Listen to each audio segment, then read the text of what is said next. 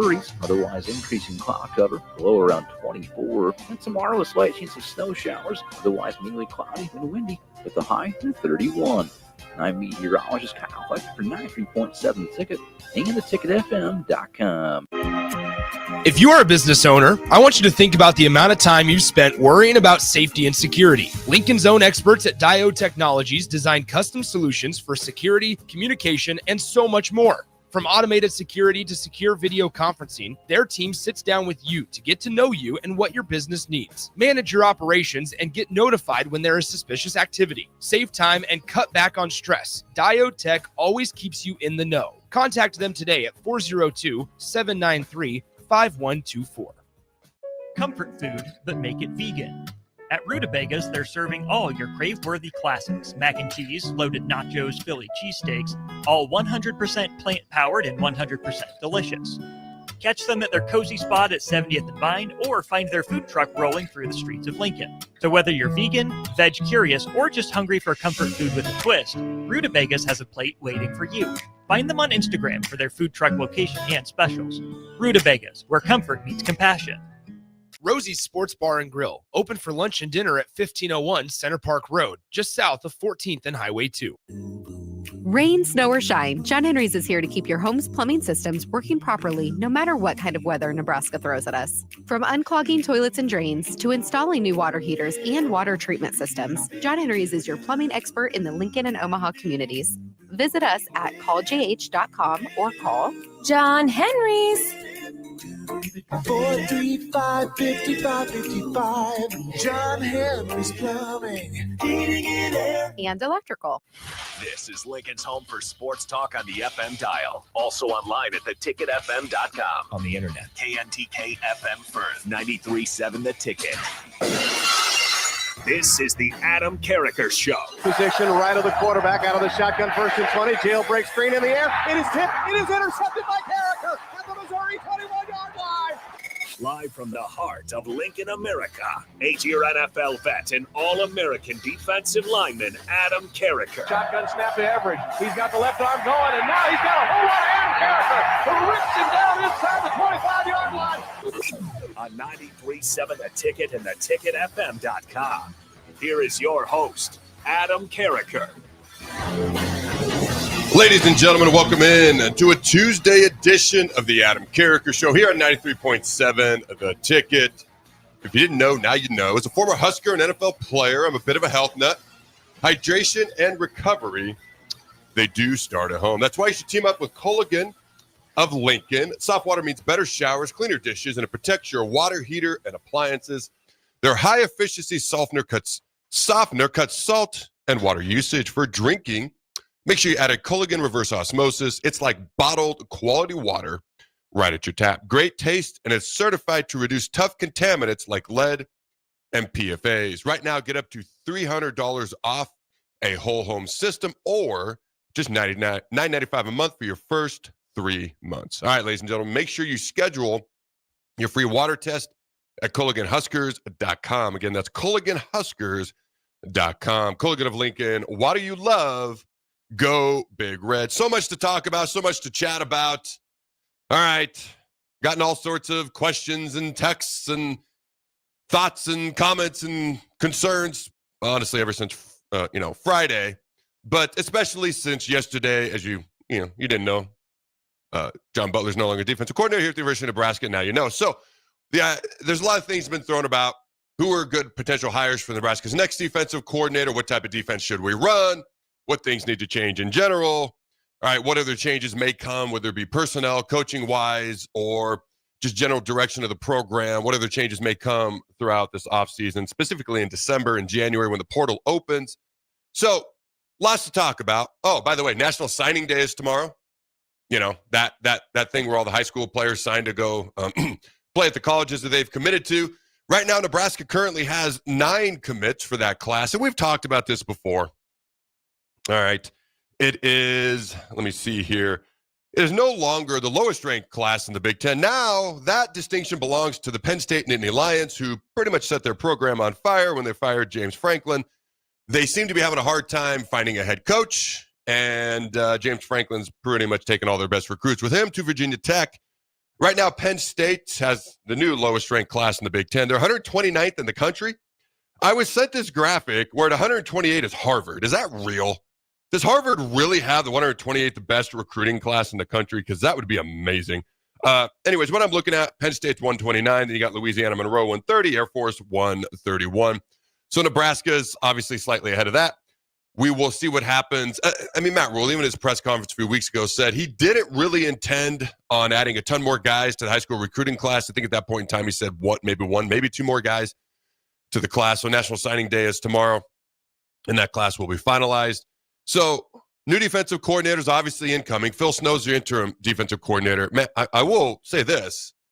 So the ticket, cut the clip yesterday of me reacting to just a few, literally names off the top of my head. I had no time to really prep when it came to potential defensive coordinators that could be brought in. The news was announced literally like 30 to 42 minutes, I think it was 42 minutes, before this show went on the air about John Butler being relieved of his defensive coordinator duties. So I was mostly thinking about John Butler, the defensive coordinator. Those things. I wasn't really thinking about potential new defensive coordinators. And honestly, I'll do a show in the future more in depth on that. I want to do a little bit deeper dive, a little bit more recon on certain things. There are certain names that pop into my head. I'm not going to lie to you. Jim Leonard keeps popping into my head over and over and over and over. He just does. And one of the responses I got, that's not what the show is about, but just for 20 seconds, indulge me. One of the responses I got is, I don't know about another NFL guy coming in here. That didn't work out so great with Butler. I will say this about Butler. Like, he's a pass defense specialist. Our pass defense was great. He wasn't helped that much up front with what he was provided with when it came to defensive line play, when it came to experience, size, or anything. I'm not defending him. I'm not saying he should have been fired. I'm just saying when you look at the whole scope of the picture, there were several guys who had their hand in that cookie jar when it came to guiding this defense this past season. Phil Snow, that's his expertise. You've got Matt Rule. He's more of a defensive guy than offensive guy. Then you've got John Butler as well. So for me, Butler being relieved, that's fine. We discussed it yesterday. You look at the whole scope of things, there are more things that need to be addressed than just who is in charge of the defense. So, but just indulge me for 20 seconds. When you look at Jim Leonard, and again, he's just the first name that came into my mind. He's a name that's probably going to come out of my mouth again. I'll talk about more names in the future as time goes on, but I'm not done reflecting back before I start moving forward. That's why the title of this show is Should Nebraska Fans Be Concerned? Whether it's the size of the signing class tomorrow, where we're rated, whether it's Matt Rule's about to hire his 7th coordinator before he's even started his 4th year as a head coach. 2 offensive coordinators, 2 special teams coordinators, about to hire his 3rd defensive coordinator. Like, these things, I think concerning is a fair word. Some people kind of use panicked. I wouldn't say panic is a fair word. I would say a sense of urgency is necessary at this point. Like, Jake and I have talked in the past about transfer portal players. We got to have a higher batting average when it comes to bringing in guys through the portal who actually contribute on the field. We have to have a higher batting average on guys that we hire to coach here at Nebraska and produce good football on the field. The positions, the groups that they're coordinating and or coaching. There is a sense of urgency that honestly should always be in place. But boy, I would never panic. Panic never leads to anything good. But man, that sense of urgency, it has got to be at another level when it comes to recruiting, when it comes to transfer portal guys and higher batting average, success rate, and bringing guys in who actually contribute at a high level. When it comes to who you hire as freaking coaches.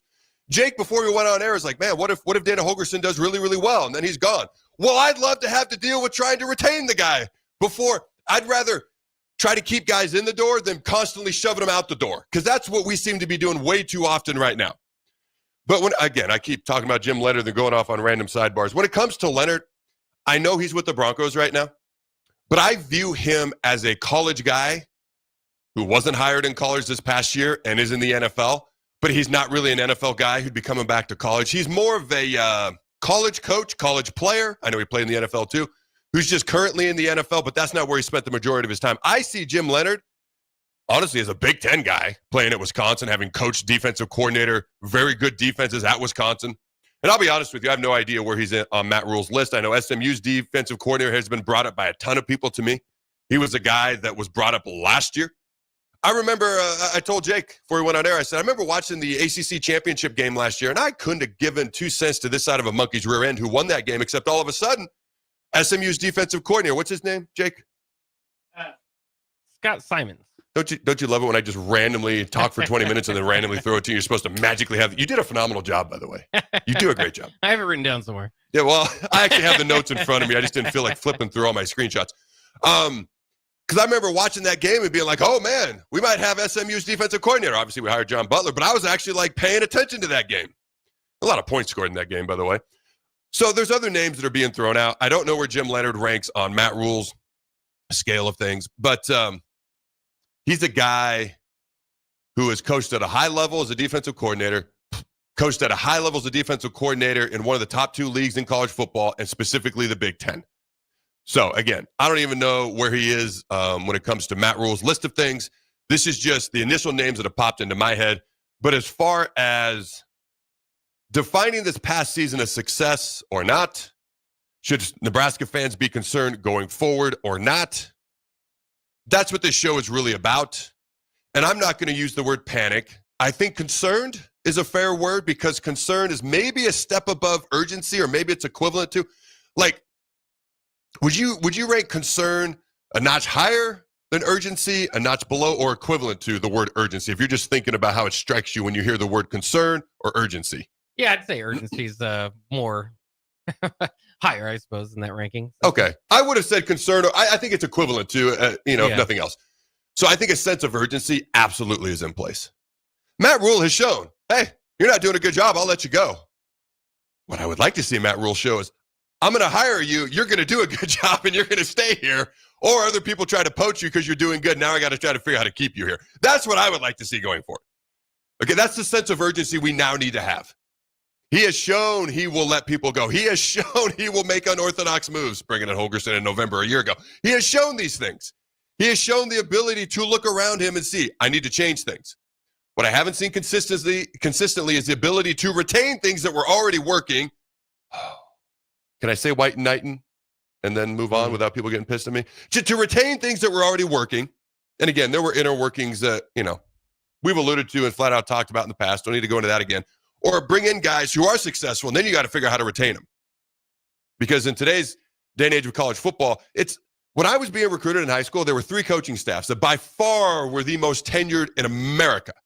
You got to keep in mind, I was being recruited early 2000s. So transport yourself back to that time if you're old enough to do so. It was Penn State, Joe Paterno. Okay, had been there for 50 plus years. It was Nebraska. Even though Osborne was gone, you still had Solich, and you had all these guys, Darlington and Brown, who's still here, and all these guys, Turner Gill was the quarterback's coach, all these guys who'd been here for decades. And then you had Oregon with Mike Bellotti, if you remember Mike Bellotti. Those were the 3 most tenured. And I'll be honest with you, as I'm talking about it, I still remember sitting outside Mike Bellotti's office in the Oregon football facility because he was actually the one that pointed it out to me. He goes, it's Penn State, Nebraska, and us, right? And then nobody else is even close. I just remember that conversation in his office, like sitting outside his office, then we go in. It was right. They offered me a scholarship. I to this day, don't believe him because he thought I wanted to play quarterback. I didn't want to play quarterback. I didn't like quarterback. If I'm going to throw something, I was going to go play baseball. I was a pitcher, okay? If I was going to play football, I wanted to hit somebody. I remember him telling me, we'll bring you in as a quarterback because he thought that's what I wanted to hear. And he goes, but if it doesn't work out, we're going to move you to defensive end. I remember walking out of his office, looking at my dad and going, do you believe him? My dad goes, nope, they're going to move you to defensive end day 1, which was fine with me. It's actually what I wanted. But that isn't what he believed. And again, I don't know that definitively. That was just both of our takes at that point in time. So, Nebraska. And I want to play the clip of what actually prompted me to talk about this. It's the fact that National Signing Day is tomorrow. I'm going to assume we're going to do a ton of things in the transfer portal. That's my assumption. Okay, it's not lack of funds. Matt Rule said we got plenty of money here now. There's haves and have-nots, and he basically said we're amongst the haves. Now, there may be some people who have a little bit more, but not many. So we haven't spent a lot of money on this recruiting class because there's 9 people. And I don't have a show here on the ticket tomorrow, so just real briefly, the 9 folks currently committed, obviously Dayton D committed. We don't have a quarterback. You can obviously link him to Jet Tamala all you want. I'm still curious to see. I mean, has Dayton committed anywhere else? Not that I've seen. Who are the 2 schools? Charlotte and what? I always forget the other one. Yeah, I'll look. Yeah, Google it real quick. All right. Like he decommitted to go to where? Charlotte? Like what is the plan there? I mean, I wish them the best. I've told you I've liked his game. He's a little bit more physical, a little bit more hard-nosed. And he's that kind of under the radar kid that plays really tough, works his butt off. I don't know, kind of remind you of some other people who wore the N over the years. I've always kind of rooted for him specifically. Now, it doesn't appear App State. Yeah. App State. Charlotte and App State is not committed anywhere. It doesn't appear as though he's going to come here, although he could always recommit. But when he decommitted, I was like, did you get an offer I'm not aware of? Like, or do you just like Charlotte and App State that much more? Is there NIL things going on behind the scenes that we're not aware of? Honestly, that seems the most likely to me without having anything confirmed, just pure speculation. In a court of law, that would not stand. But this is not the court of law. We can speculate all we want, Jake. I do think like it's fair speculation, though. So as far as signing day, I'm just going to assume that we are doing a lot through the transfer portal. And that's why this class is smaller, and that's why we have put, I won't say all of our eggs, but like a lot of our eggs into the 2027 class, which appears by all rights that it can potentially be very special. But as far as Nebraska fans being concerned, I like the term sense of urgency. I don't like panic. Concerned is fine. I think that's fair. Sense of urgency. It's like that old saying, go quick, but don't hurry. Hurry means you're a little bit discombobulated, maybe out of control. Going quick means you got a purpose. You ain't got time to waste. Let's go. Like, we got to start getting things right. Like, that's how I view Nebraska football going forward. I look around at all these sports. Look at volleyball. Danny Busboom Kelly, Big Ten Coach of the Year. Shout out. Congratulations. 20-0 in the Big Ten, 30-0 overall. You know they lost one set. One frickin' set in all the Big Ten play. Did you know that? Just say no so I sound smart, please. No, I had no clue. Oh, thank you. So congratulations.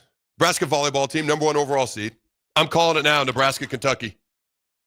So Kentucky had to reverse sweep. So it's number 1 Nebraska, number 2 Kentucky, number 3 Texas. Not like the number 1 seeds in the NCAA tournament. But this is how they were seeded. Nebraska's number 1 overall. Kentucky's number 1 seed, but number 2 overall, etc. Texas 3, and then Pittsburgh 4. We already mollywopped Pittsburgh already this year, but if we play them again, which we'd be on the road to in the Final Four if both teams make it, it's always hard to beat the same team twice, but we'd be favored. Texas actually was up 2-0 on Kentucky, and Kentucky reverse swept them a little over a week or two ago, just kind of like we did Kentucky earlier this year. I'm calling it Nebraska-Kentucky National Championship. The one team that pushed Nebraska to a limit this year. They were up 2-0 early in the season. We reverse swept them. Let me ask you a question, though. Would you rather play Kentucky or Texas in the national championship, Jake? I mean, it'd probably feel good to beat Texas. I don't want another one of those. Yeah. Texas topping you one more time. Yeah. So probably Kentucky. No, you don't have any faith. But I look around at all the other Nebraska sports right now. It used to be there were other good sports in Nebraska, but it was football.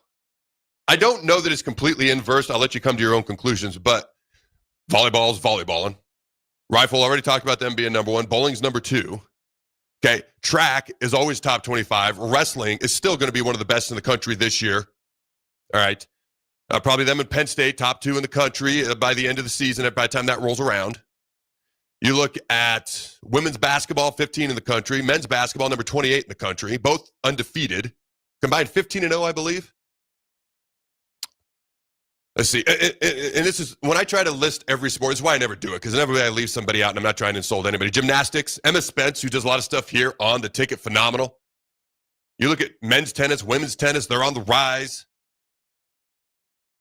Who else we got here? I mean, softball, I got even higher expectations this year because I think they're even better.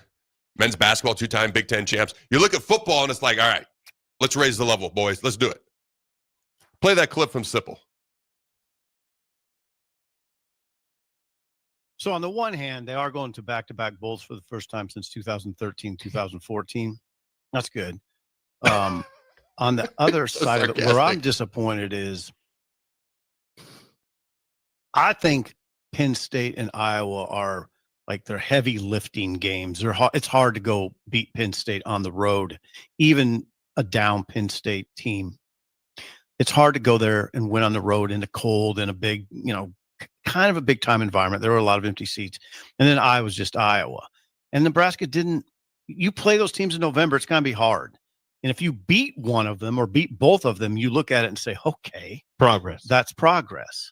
But instead of progress, they got waylaid. They got motley crewed, same old situations. They got hammered in both games. Now say what you want about those teams. They're physical teams. They're traditionally physical heavyweight programs. They're heavyweights. You beat UCLA. That's a light duty truck. I mean, it's good. It's a good win. You went to LA and won, and that's good. But it was perfect conditions, and UCLA's down, way down. Iowa and Penn State are rough. That's a rough go in November. And I thought, okay, if they can get one, that would show me something. They didn't even come close. Didn't come close. That was probably the biggest thing was that it wasn't close. So a couple of things real quick before we react to that clip. Let me see here. Nebraska is now projected to get a 10th commit, projected. 3-star athlete, Amari Saab, 5'8", 155 pounds. That's not very big. Okay, I didn't say anything. I just looked at you. I know, but that's specifically not big at all. But hey, I mean, we've seen great Darren Sproles type players. There you go. What he's going with, but there you go. So it is up to 10 now. To be clear, Emma Spence graduated. She's just awesome. I wanted to throw her name out there. I'm not going to lie to you. I wanted to throw her name out there. She's awesome. She does a great job here at the Ticket. She's one of the all-time best to ever perform in collegiate gymnastics ever. Anyways. Nebraska, did you know they actually had the 22nd ranked defense in the country? Think about that. Almost overall defense. Almost top 20. You know when that becomes a problem? When you're in the bottom half, like way in the bottom half of the Big Ten in sacks, and you're 95th in the country when it comes to stopping the run. You give up 77 points in the last 2 games. Your opponents average over 5 yards a carry. Your opponents, the last 2 games combined, have 10 trips into your red zone. They score 9 touchdowns. You have 10 trips into their red zone. You score 2. Those things are rough. Those things lead to other things like what happened yesterday. Now, back to Sip. When I heard him say that, I thought of you. Mister, they've been to back-to-back bowl games. I am happy. This is successful. Go ahead. I just kind of mocked you, so go ahead. Fire back. What are your thoughts? well, I mean, that was before the final 2 weeks. Oh, now we're moving the goalpost again. Go ahead. Well, I mean, it was obviously, and that's what these firings. Well, the firing of John Butler is about. I think is the last 2 weeks. If you look at points per game, Nebraska was the top 25 defense this year, and you can have your arguments, whatever you want. And Nebraska's defense ranks higher than Nebraska's offense in points per game. They rank higher in total off defense compared to total offense. They rank higher in passing defense compared to passing offense. Wow. So, yeah, and you just mentioned Nebraska's offense hasn't been scoring in the red zone. Now they've had an injury, the quarterback. They've also had Emmett freaking Johnson. The defense didn't have anybody near that caliber. So, interesting times to say the least. But yeah, I mean, regardless of what you finish and, getting to 7 wins and all that, I think that does represent some sort of something, right? I mean, there's got to be something. You're struggling there to find words. Well, I mean, you're getting it's more regular season wins than you had since 2016. So there's something there. But you got blown out 3 times, twice toward the end. You're losing to interim coaches. I mean, or coaches that, in Biff Pogge's case, that aren't the coach of the program. It's just so there's something there. But did this team make progress? Again, in the wins category, yes. In the feeling category, probably not. We played 3 teams, multiple teams this year with freshman quarterbacks. Okay. We played 3 teams this year, to your point, where they did not have their head coach on the sidelines. We're 1 and 2, Michigan, Penn State, UCLA. And I was so annoyed that Rutgers only lost to Penn State by 4. Annoyed is the nicest word I can think of. I went and looked at Penn State's schedule. You know the team they blew out the worst this year? You can take a guess. Just us? Villanova. You know who was second? Yeah. Us. Villanova's in the FCS. We're not talking college basketball here. We were second. Not Rutgers. Not Northwestern, who they lost to. Not UCLA, who Sipple called a Tonka truck and they lost to. Now, here's my question, though, because this is, as we do, the end of the season's fun because you can run all these numbers. Nebraska's teams that they did beat in the Big Ten, they beat 4 of them, finished with a combined 9-27 record in the Big Ten. Did Nebraska regress throughout the season? would Nebraska beat Michigan State and Maryland in November? Is it a November problem, or is it just a bit of fool's gold because of the way the schedule ended up playing out for Nebraska? By the way, it's a 25% win percentage for all those math majors out there. 9 wins, 27 losses. As far as our opponents that we beat, combined record in the Big Ten. For me, and this is where even before, and I know I was having fun with you earlier, even before when you were like, man, if we get to 7-5, it's back-to-back bowl games, it's back-to-back 7-win seasons, which, man, how the goalposts have changed over the past 10 years. For all of us, I'm sitting here saying 8 wins would have been a successful season after we fired multiple 9-win coaches in the past decade or two. But that's okay. I never agreed with that, me personally. Like, that was your take, and obviously it's changed after seeing how the last 2 games unfolded, because how games unfold matters beyond just the WL itself. You lose on a last-second Hail Mary, that feels different than losing 37-10 or 40-16, okay? Giving up 77 combined points in your last 2 games. But for me, I looked at the strength of schedule, and I actually talked about at one point how really it's even worse than I thought it was before the season. And we talked about last year's strength of schedule being down a year ago. This year's strength of schedule was even lower, I think fairly considerably. Last year, Illinois won 10 games, and Indiana obviously was in the playoff, and we played Ohio State, who won a national title. Like, we have played 0 playoff teams this year. 0. Nobody's going to be in the playoff. Our most impressive win was Cincinnati, the game that everyone was freaking out afterwards because we barely won. And I pointed this out elsewhere. There were 5 games going into the season that really mattered. You got the biggest names, Michigan, USC, lost. You've got the highest ranked team in the preseason poll, Penn State, lost. And then you got the 2 teams we really wanted to freaking beat, Minnesota, Iowa, lost. I guess what I'm getting at is the sense of urgency is real. The sense of panic is never going to be beneficial, so I'm not going to talk about that. But when we hire guys, we've got to have a higher batting average. When we bring in guys from the portal, guys from high school, like, you've got to develop them. They have to be better 3 years after they've been on campus than they were day one. In November, we need to be a better team than we were August 28th, Thursday night in Arrowhead. We need to be better as time goes along. The team needs to progress throughout the season. The players need to develop over time. The coaches need to produce way more often than not. Like, I'm aware the other guys are lifting, the other guys are getting paid, the other guys are working hard too. But we've got to show more going forward in the future. The sense of urgency is real. Again, no panic, no apathy. It's the sense of urgency. Like, my heightened awareness to everything right now is probably higher than it's ever been. Because, quite frankly, I want Matt Rule to be our coach 4 years from now. We need Matt Rule to be our coach 4 years from now.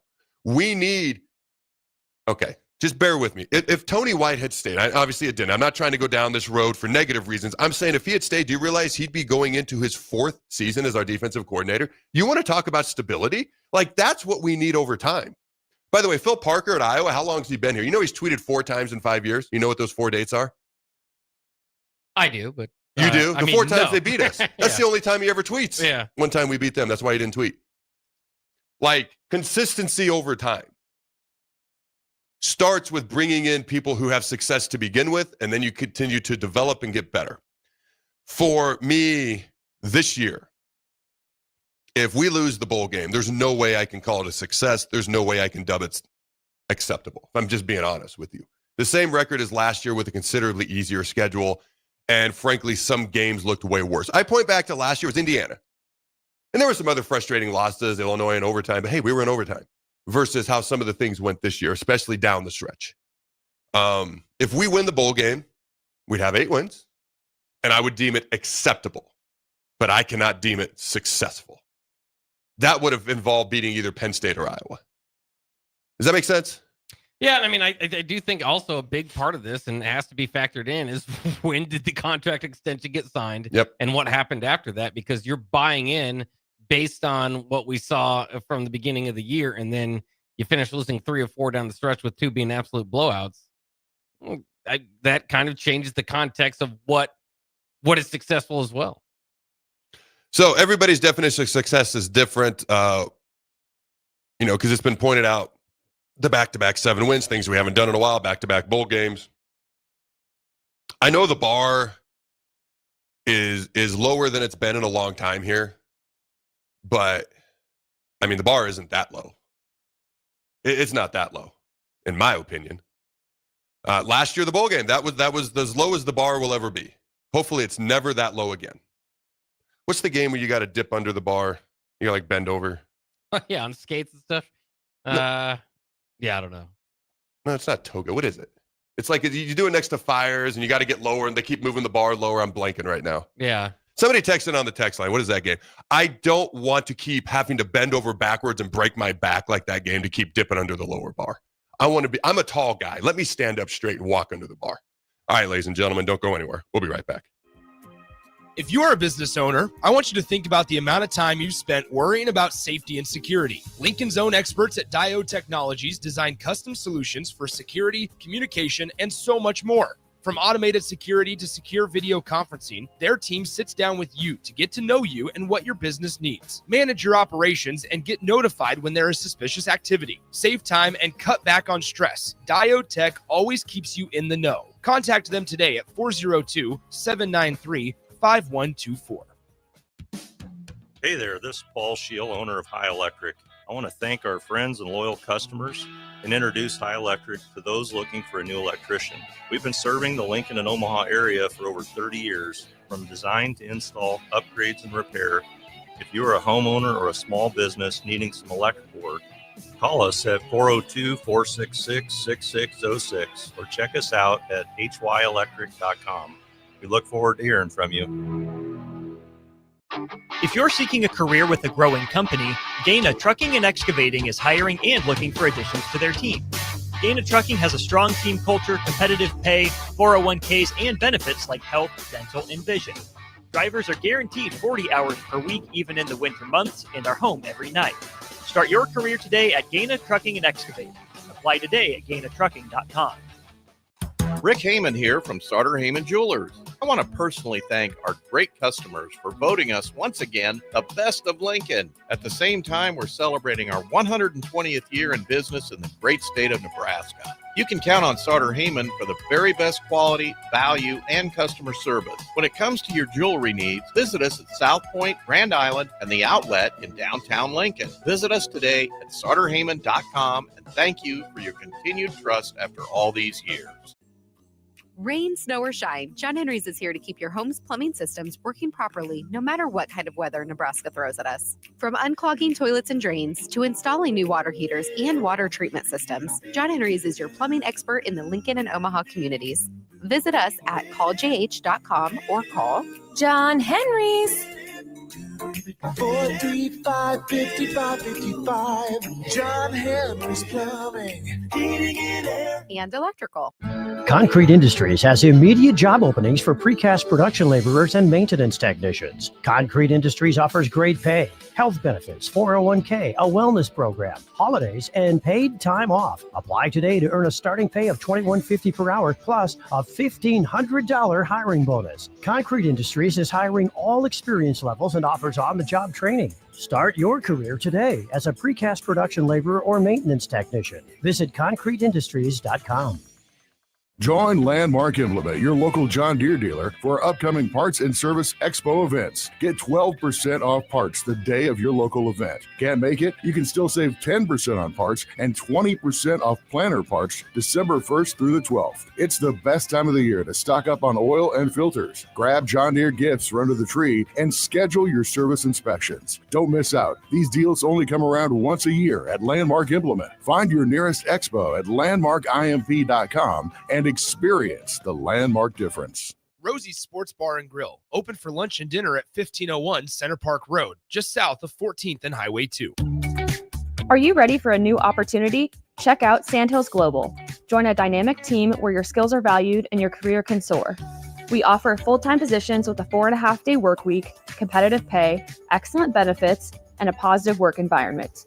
From IT and marketing to sales and finance, we're looking for talented individuals just like you. Apply today at sandhills.jobs and take the first step towards an exciting future. That's sandhills.jobs. Don't wait, apply now. Staying profitable means finding smarter, more efficient ways to farm. Those decisions turn hard work into something worth passing down. Join us at the Sandhills Global Event Center in Lincoln for the Nebraska Ag Expo on December 9th through 11th, where agriculture meets innovation. From big iron and livestock production to the latest in ag tech and soil health, discover the solutions that can help you do more with less and protect your legacy for generations to come. Sponsored in part by Farm Credit Services of America and Ag Direct.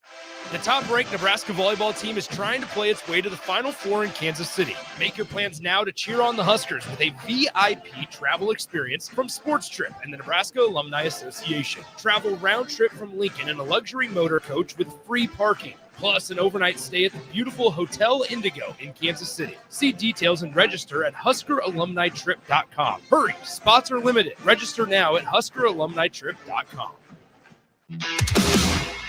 This is the Adam Carriker Show on 93.7 The Ticket and theticketfm.com. All right, ladies and gentlemen, welcome back to the Adam Carriker Show. It was limbo. Limbo. You can tell I'm not done it much, mostly because I'm tall, stiff, and I suck at it. My wife literally just texted me also, limbo, you silly kid, so I appreciate that. When you're not good at something, you tend to blank it from your memory. I don't want to have to limbo under the bar getting lowered each and every day, okay? The bar was as low as it's ever going to be last year. Like 6-6, bowl game. It can't get much lower than that unless you're just willing to sit at home every offseason. And it's never going to be that low again. Pray to God it's never that low again. So for me, got to win the bowl game just for this season to be. Would you deem it successful if we win the bowl game? Would you deem it acceptable? Would you deem it a failure no matter what? I think what's your thoughts here? I think acceptable because I think again, we have to wait to see what this bowl game looks like. Who's going to play in it? Like I said, last year Boston College didn't have their top two players. This year, obviously, there's going to be changes. Nebraska already doesn't have the defensive coordinator. We'll have to see what happens with Emmett. So it's not necessarily a great indicator of this year's team. Just kind of the skeleton leftover team. But I mean, I think it is more important to Nebraska than it will be for most teams because of the chance that it would be the chance to get an improvement in the win category. So you said something earlier that I thought was interesting. The defense didn't have an Emmett Johnson. So I got a whole bunch of things here real quick that we're going to get to, but Mike Stoops, real quick, randomly, just out of nowhere. Mike Stoops, potential defensive coordinator candidate? Quickly. Yeah, I mean, it's been a while. This is not necessarily, he's not in the middle of his career. So, I mean, that's a name. I have to look more at what he's done lately. Dude, when I brought up Phil Snow and you cut that out and put it on X yesterday, did you see the responses to that? People would not be. No, they would not. Yeah. I was surprised at the wave in one direction that it was. I was like, oh, okay. Well, now we know how people feel about that.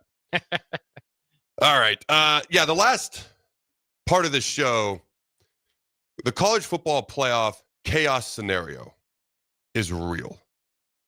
There's a real scenario where if Alabama loses the SEC title game, they may be out. Now, I don't think so, but it's a possibility.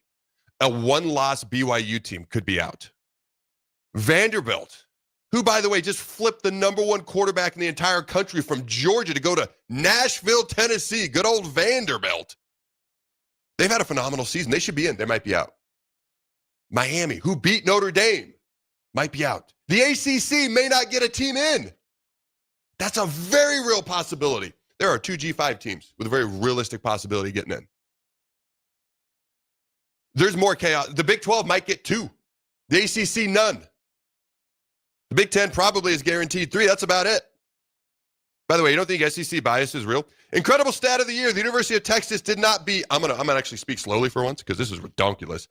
The University of Texas did not beat one Power 4 team with a winning record this year, losing all 4 games they played, against teams with winning records, Power 4 teams. And 3 of their 8 wins came against G5 or worse schools, and yet they were ranked every single week of this year by both the AP poll and College Football Playoff Committee. Texas? Tennessee. Oh, Tennessee. Okay, yeah. I mean, you said Texas. They got a lot of victories. They didn't beat a single Power 4 team with a winning record. Almost 50% of their wins came against G5 teams or FCS teams.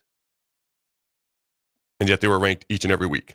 You think about, let me see, 12 of the preseason ranked teams are no longer ranked. 2 of the preseason top 5 teams, 40% of the top 5 in the preseason is no longer ranked. Ole Miss, because they don't have Lane Kiffin, there's a chance they might get left out. I'm still not going to advocate for expanding the playoff. I know it's going to happen, but I'm still not going to advocate for it. Almost 40% of the preseason top 10 is no longer ranked. All right, let's get to a couple other things. A couple final Husker thoughts here. We kind of glance through some of my notes. You know, we allowed the opponent to score on 97% of their red zone trips this year. 96.8 to be exact. Did you know that? I know it's bad. I mean, that is, what, like 133rd in the nation? Yes. It's bad. That is correct. Okay. Vikings fans. You know any Vikings fans? Yeah. This was put out. This is pretty funny. If you own a Minnesota Vikings jersey, their quarterback play has really, really struggled this year, to put it mildly. If you own a Minnesota Vikings jersey and you've thrown a football with a spiral at least once in your life, please show up to practice at TCO Performance Center tomorrow morning at 8 a.m. for an open tryout. Thank you. I don't think that was real, but it was fun nonetheless. Apparently the flip isn't official, although Josh Pate put it out, so it must be accurate. He actually does a great job. He just has SEC bias, too. All right, the last time Lane Kiffin went to Tennessee, because, you know, everywhere he exits, he leaves on good graces. The last time Lane Kiffin went to Tennessee, fans were throwing golf balls and mustard bottles at him. Oh, mustard? Is that worse than ketchup? Is one worse than the other? They both smell. That's going to stick to you. I would hate mustard more because I don't like mustard. Yeah. Throw ketchup at me all I want. I'll open my mouth. Here we go. Next year, as he takes over LSU, he will play at Tennessee and at Ole Miss. Can we add USC, Florida Atlantic, and the Raiders just to the non-con? Can we just do that? All right, so that's going to be this segment. Before we go to break, and then I want to get into the college football playoff chaos scenarios. But before we go, anything from the text line real quick, other than everybody who helped us with Limbo, truly appreciate that. We asked for a response. We got plenty. Couldn't think of the word. Okay? Thank you very much. Anything else? Let's see. 8985 says winning the bowl game, I would label the season as the bottom rung of acceptable, but not happy. Yes. Preach. Somebody else said it's a push. This season, call the season a push. So if we lose, is it pretty much unanimous that the season was the F word? Pick the F word you want to use. The thought I had in my head was failure, but go with what you want, Jake. I mean, I think I would probably put it more as a push. Like a push? I think that's probably the fair. Let's go with push. Yeah. Push is better. About the same.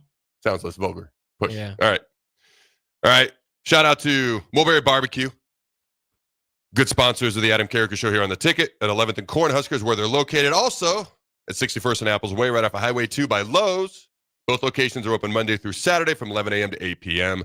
Try their burn-in sandwich, a brisket burrito, barbecue nachos, a delicious full slab of ribs, half-smoked chicken, and much, much more, plus incredible sides. Ladies and gentlemen, get fueled for lunch today or make dinner plans at Mulberry Barbecue, located at 11th and Cornhusker and at 61st and Apples Way, just off of Highway 2 by Lowe's. Don't go anywhere. When we come back, we're going to whine and complain about SEC bias, college football playoff chaos, and we're going to have a whole lot of fun in the process. Hungry for something real? Come to HF Crave, Lincoln's favorite spot for burgers that are anything but basic. Locally sourced Nebraska beef, hand-cut fries, and bold flavors that'll make your taste buds cheer. Whether you're craving the classics or ready to try something wild, they've got the burger that gets you. HF Crave. Fresh, local, craveable. Find them at 48th and Holdridge or order online at hfcrave.com. If one of the things running through your mind as a business owner is the recurring worry of possible cyber attacks, you can let out a sigh of relief. Hamilton Business Technologies has you covered. As the official business IT partner of the Huskers, we offer real-time threat monitoring, advanced security protocols, and more to keep your data safe from harm. We care about the success of Nebraska businesses and communities like yours. Learn how we can help you at hamiltonisbusiness.com. Feeling under the weather? Got a minor injury that can't wait?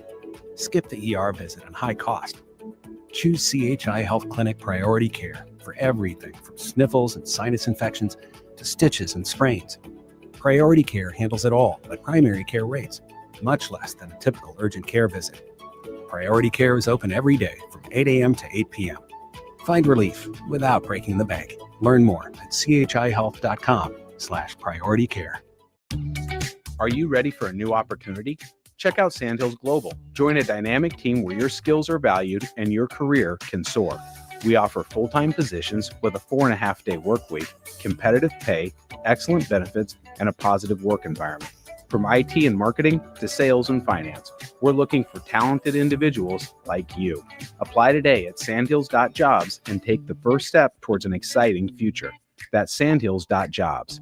Don't wait. Apply now.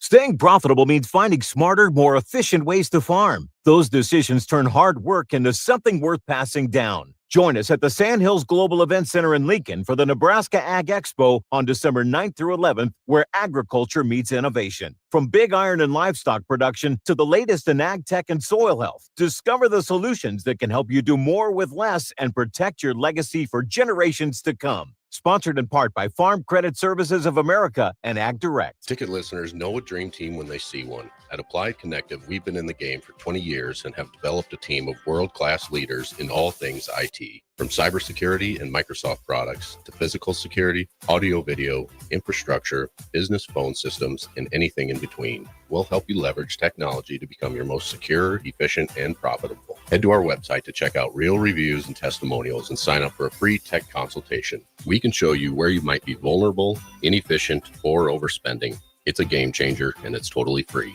Claim yours right now at appliedconnective.com. All ticketing options for the 2026 Love Nebraska season are now available. Single match tickets start as low as $16, even cheaper if you want to bring a group. Don't miss your chance to see professional stars like Jordan Larson and Lexi Rodriguez in action this season. Purchase your preferred ticketing option today by visiting lovneb.com/tickets. This is your year to win way more than bragging rights. At Warhorse Casino, your love of the game could earn you serious cash.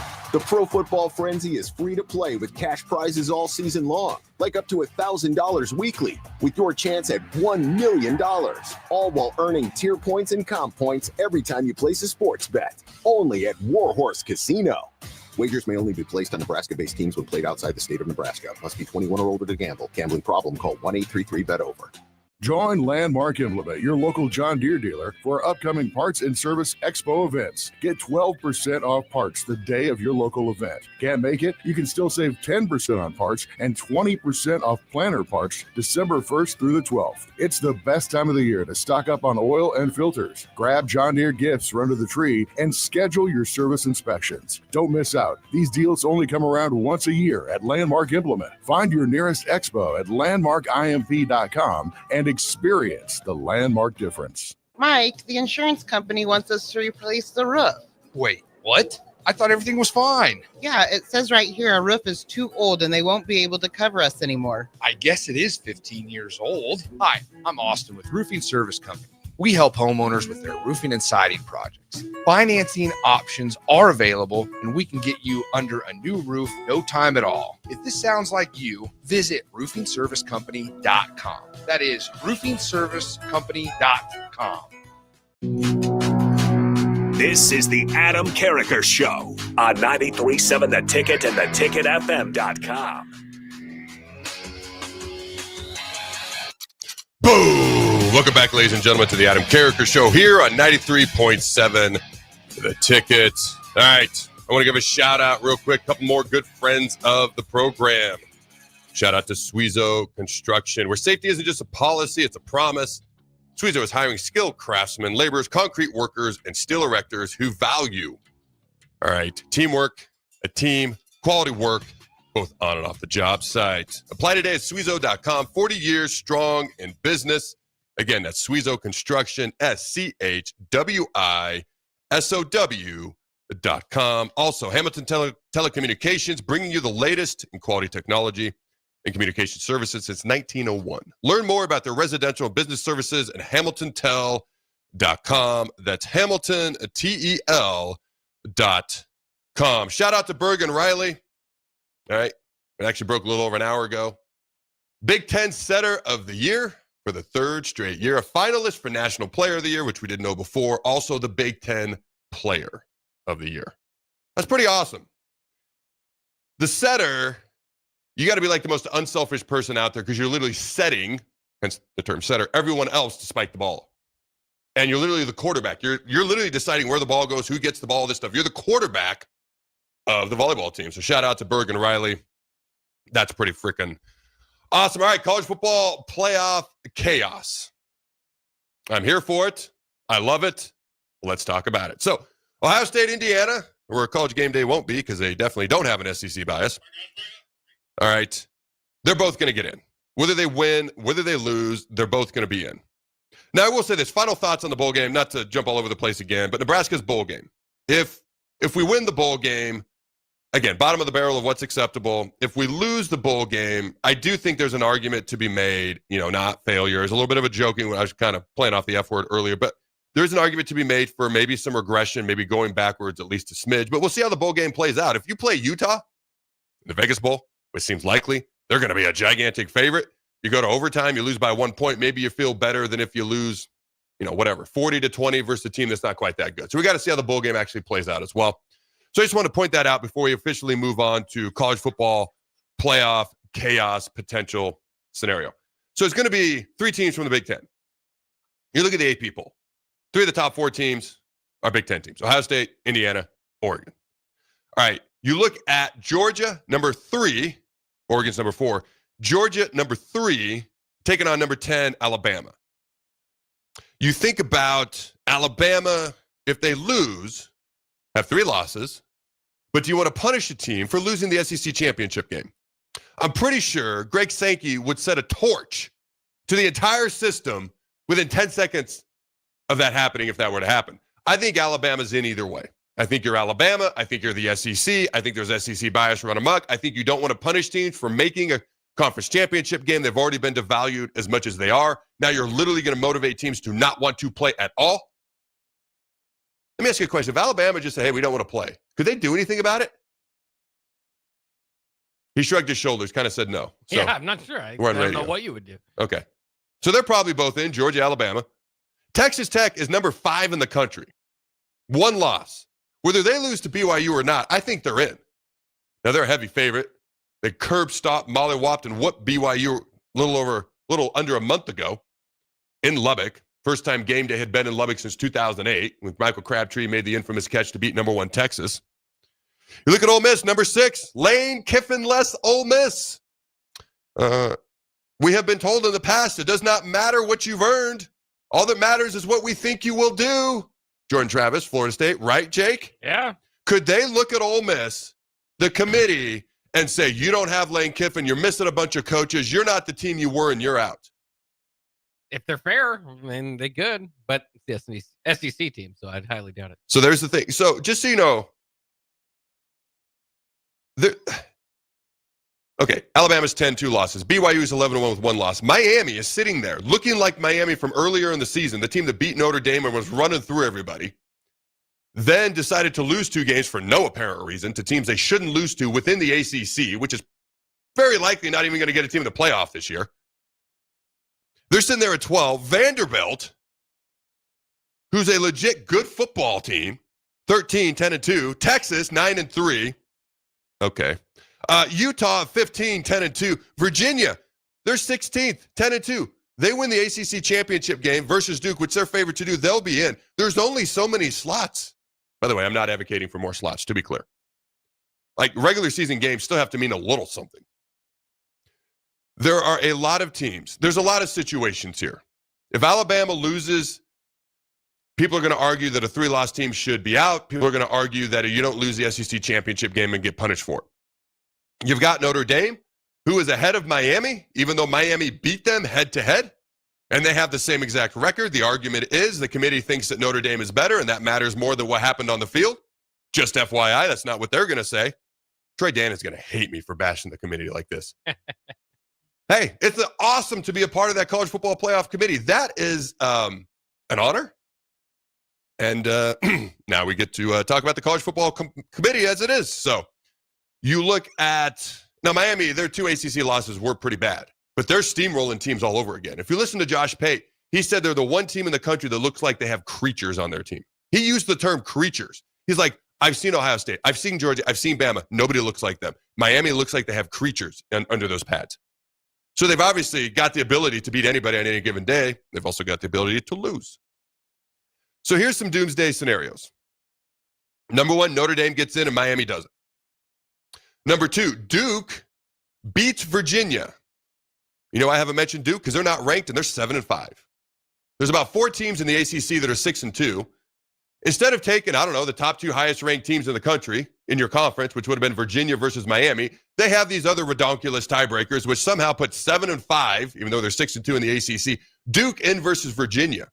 So just an FYI, it's the top 5 highest rated conference champs that get in the playoff. There's nothing said about power conference champs. So the Big Ten conference champ is going to get in. The SEC conference champ is going to get in. The Big 12 conference champ, BYU or Texas Tech, whoever wins will be in. If Duke beats Virginia, Duke will not be ranked. There are these other teams out there, like North Texas and Tulane are both ranked.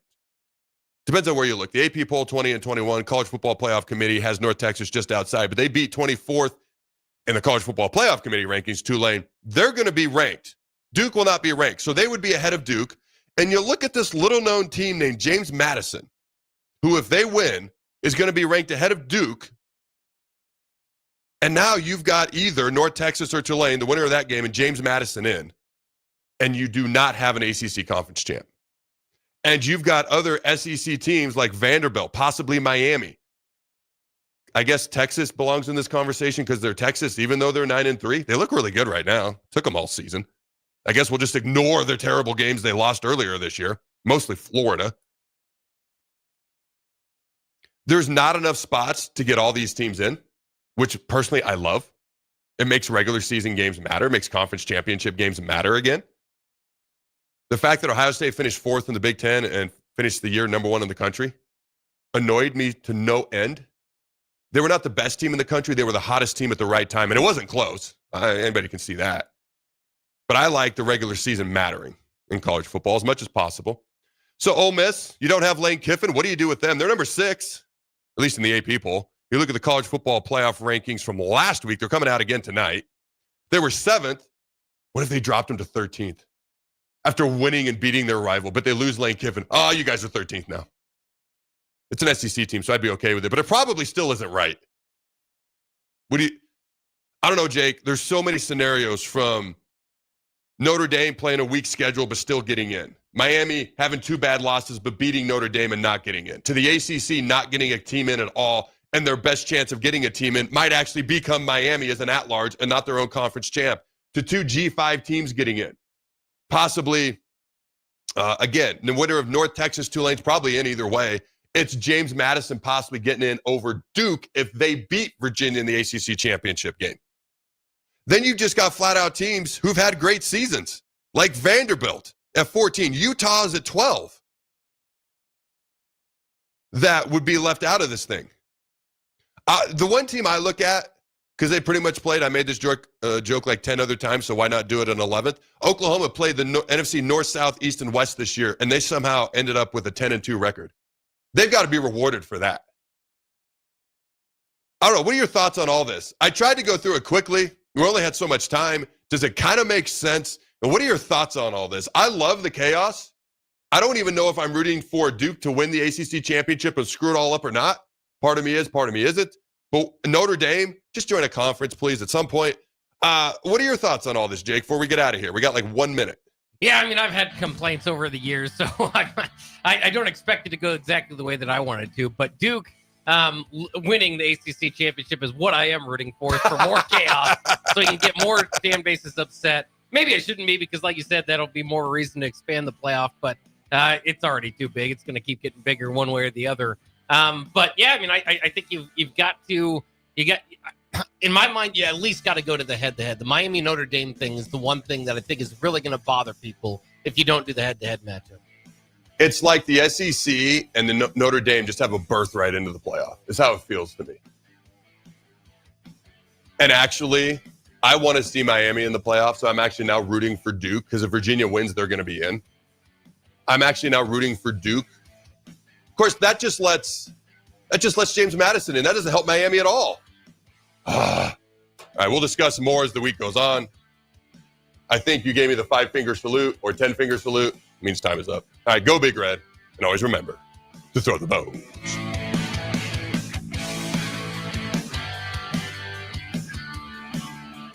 Staying profitable means finding smarter, more efficient ways to farm. Those decisions turn hard work into something worth passing down.